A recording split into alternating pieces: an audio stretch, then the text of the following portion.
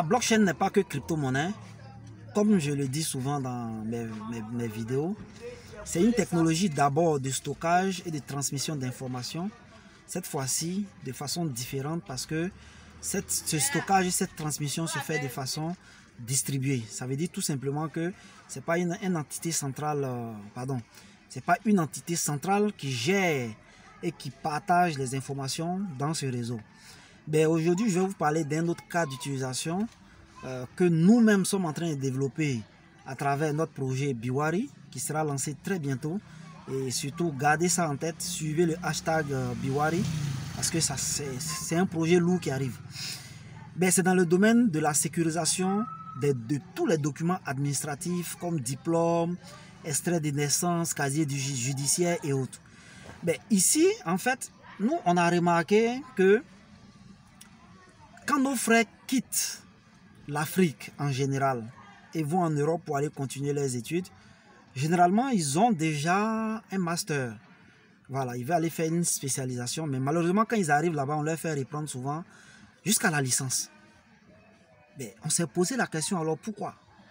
Mais tout simplement, on a vu que, en fait, l'indice de corruption de nos pays sont tellement hauts que la confiance aux documents délivrés chez nous, dans la majorité des pays en Afrique, vraiment est très faible. La confiance en nos documents est très faible, puisqu'on s'est dit que à cause de la corruption, ben, on peut aller trouver un chef d'établissement, lui donner de l'argent, et puis bon, il va même fabriquer un diplôme antidaté pour nous. Tout simplement. Et ça, aujourd'hui, c'est possible. Mais quel est donc le moyen aujourd'hui à notre disposition qui va nous permettre principalement de, au moins, de renforcer, de donner une plus-value à nos documents administratifs, en l'occurrence nos diplômes, sans pour autant que l'indice de sécurité ou bien non, l'indice de fiabilité ou bien de gouvernance ou bien de corruption n'ait évolué dans le temps. Oui. Mais imaginez un instant que en Europe, ils aient la certitude que au moins les informations inscrites sur ce diplôme-là n'ont pas pu changer ni évoluer dans le temps. Vous imaginez l'impact que ça peut avoir? Vous imaginez l'impact que ça peut avoir? Parce que tout simplement, aujourd'hui, il est possible de vous créer n'importe quel diplôme de façon officielle. Parce que je me dis que, bien que le président de la République, par exemple, d'un État, soit l'autorité suprême qui prenne toutes les décisions, même si lui-même veut décider de vous décerner un diplôme, un doctorat par exemple, n'est même pas la possibilité de le faire. Voilà. Ça sera un tournant majeur dans la sécurisation et de la fiabilité de nos diplômes. C'est vrai, on peut donner des doctorats honorifiques. Oui, là, je suis d'accord. Mais donner un doctorat, par exemple, qui date de 2017 de façon officielle, oui, c'est possible. Parce que pour un chef d'État, c'est assez simple. Il suffit qu'il donne ordre à son ministre de l'enseignement supérieur qui lui va appeler le doyen, par exemple, de l'université en question. Mais qu'est-ce que le doyen de l'université va faire? Ils vont regarder, bon, on veut vous donner un diplôme, peut-être datant de 2 ou 3 ans.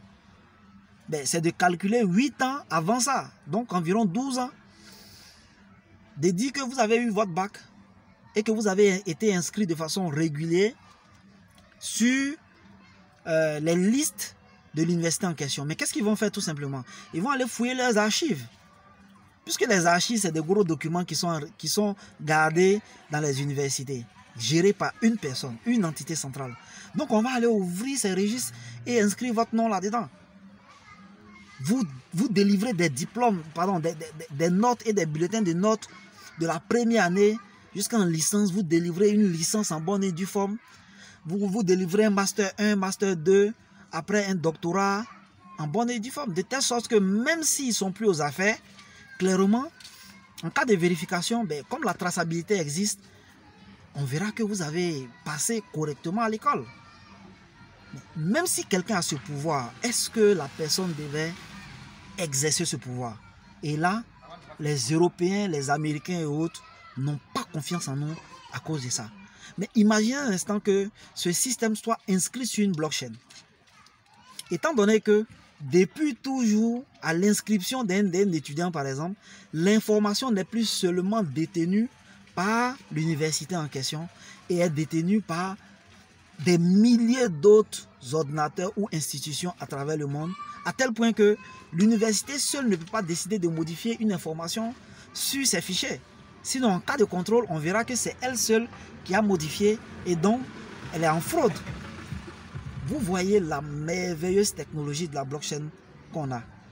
Mais bientôt, Biwari arrive en très grande puissance pour donner de la valeur au diplôme africain. Et ça, c'était mon message de ce jour. Formez-vous, c'est très important.